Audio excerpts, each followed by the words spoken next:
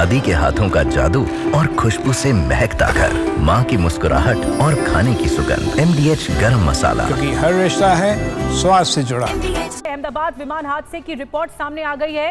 Take off के वक्त engine का फ्यूल स्विच बंद हुआ। ये रिपोर्ट में कहा गया है दोनों इंजन में फ्यूल जाना बंद हो गया था। ये भी रिपोर्ट में बताया गया है। इंजन फेल होने से रैम एयर टरबाइन एक्टिव हो गया। 32 सेकंड में हवा में रहने के बाद ये हादसा हुआ है।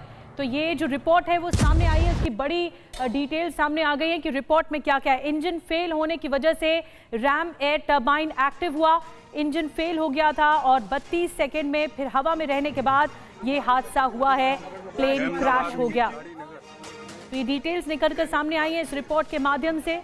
इस रिपोर्ट में बड़ी बातें कही गई हैं कि किस तरह से टेक ऑफ के वक्त इंजन का फ्यूल स्विच बंद हुआ था। और आइए थोड़ी और ज्यादा डिटेल में आपको जानकारी देते हैं। बिग वॉल के माध्यम से FAA की चेतावनी के बावजूद फ्यूल कंट्रोल स्विच की जांच नहीं की गई थी। यानी इस विमान में ये पहले चेतावनी दी गई थी। उड़ान भरने के कुछ सेकंड्स बाद विमान के दोनों इंजन बंद हो गए थे। इसके अलावा आपको बताएं फ्यूल स्विच रन से कट ऑफ पोजीशन में चले गए और ये भी बताया गया है रिपोर्ट में कि जब कट ऑफ पोजीशन पर गए तो प्लेन की पावर खत्म हो गई थी और रैट के एक्टिवेशन से संकेत मिले कि अब आगे उड़ान नहीं हो पाएगी। इंजन को स्टार्ट करने की कोशिश हुई, इंजन थोड़ी देर चला भी। उसके बाद उड़ान भरने के 32 सेकंड बाद विमान होस्टल से टकरा गया और फिर क्रैश हो गया।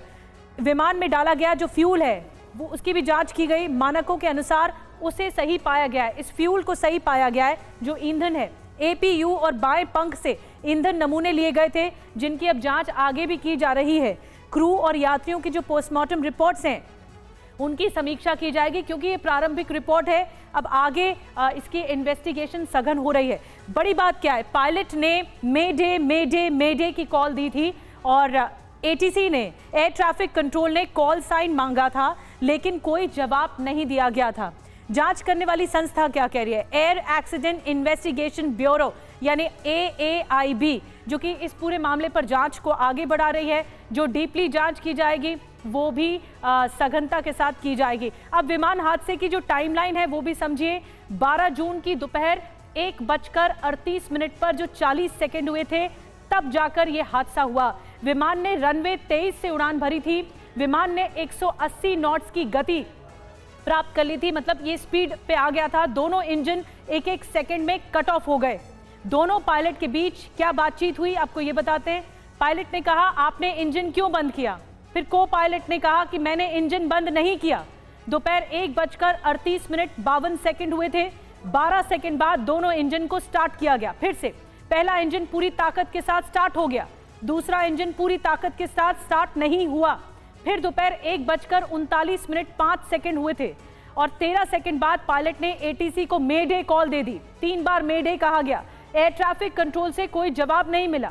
विमान होस्टल के ऊपर क्रैश हो गया। दोपहर 1:44 हुए थे और दमकल की गाड़ियां घटनास्थल पर भेजी गई। रिपोर्ट में बड़ी बात कही गई है, दोनों पायलट फिट रहे और अनुभवी थे। थकावट या मानवीय गलती का कोई संकेत नहीं मिला है और ये प्रारंभिक रिपोर्ट में बड़ी बात निकलकर सामने आई है। तो विमान हादसे की पूरी टाइमलाइन हमने आपको बताई कि कैसे इंजन फेल हुए, इंजन बंद क्यों किया। पायलट ने पूछा को पायलट से, को पायलट ने कहा मैंने बंद नहीं किया। फिर उसके बाद एक इंजन पूरी ताकत के साथ स्टार्ट हो जाता है लेकिन दूसरा इंजन नहीं हो पाता है। तो इंजन बंद कैसे हुआ, सवाल यही है।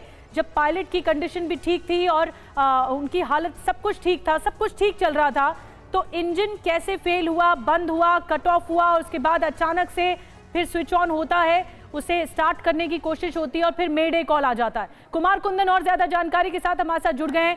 कुमार, कई ऐसे अनसुलझे सवालों के जवाब हैं जो अब तक मिले नहीं है। ये प्रारंभिक रिपोर्ट है लेकिन इसमें और क्या क्या डिटेल्स हैं? देखिए निधि, प्रारंभिक रिपोर्ट को देखकर ऐसा लगता है कि कोई तकनीकी ऐसी खराबी थी जिस खराबी को पायलट रेक्टिफाई नहीं कर पाया और उन्होंने अपनी तरफ से पूरी कोशिश की तमाम तरह के मतलब चूंकि सिर्फ 35 सेकंड का समय था और उन्होंने रिट्रीव करने की कोशिश की। एक इंजन थोड़ा सा रिट्रीव भी हुआ लेकिन दूसरा इंजन पूरी तरीके से फेल हो गया था और उस स्थिति में भी पायलट ने अपनी कोशिश की लेकिन लोगों की वो जान नहीं बचा पाए, पहली बात। अब दूसरी बात जो अहम है कि आखिरकार इंजन कैसे फेल हुआ, इंजन कैसे जो है कट ऑफ हुआ, और कट ऑफ होने की वजह से फ्यूल सप्लाई एक तरीके से बंद हो गई।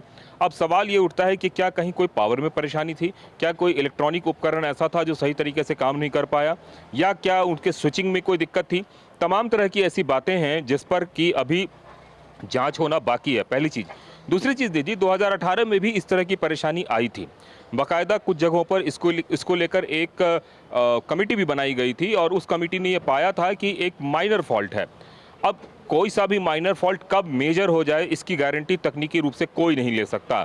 लेकिन सवाल ये है कि अगर कोई फॉल्ट था तो 7 साल बाद दोबारा कैसे वो इतना बड़ा हादसा का वजह बना। तो कई सारी ऐसी बातें हैं जो अभी एक तरह से लीड दिया है कि इस क्रैश के पीछे की वजह क्या है।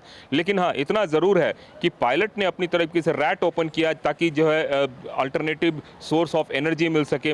लेकिन बताया जा रहा है कि चूंकि हाइट इतनी कम थी विमान की, जिसमें कि रैट भी प्रॉपरली काम नहीं कर पाया, और फाइनली जो है प्लेन क्रैश हो गया। अब हमें 2 महीने और इंतज़ार करना पड़ेगा, क्योंकि 3 महीने बाद की जो रिपोर्ट है वो सबसे अहम है। 1 महीने बाद आज रिपोर्ट आई है, जिस रिपोर्ट में इस तरह की बातों का जिक्र है। निधि, बिल्कुल शुक्रिया कुमार, आपका नज़र बना के रखिए। सवाल ये भी है कि क्या अगर जब रनवे पर विमान होता है उस वक्त भी क्या पायलट को ये कोई ऐसे संकेत मिले थे कि कोई इमरजेंसी जैसे हालात है इंजन में। बहरहाल ये भी जांच का विषय है, और अब अगली जो रिपोर्ट आएगी उसमें कई डिटेल्स निकल कर आएंगी। शुक्रिया कुमार आपका। दादी के हाथों का जादू और खुशबू से महकता घर, माँ की मुस्कुराहट और खाने की सुगंध, MDH गरम मसाला। क्योंकि हर रिश्ता है स्वाद से जुड़ा।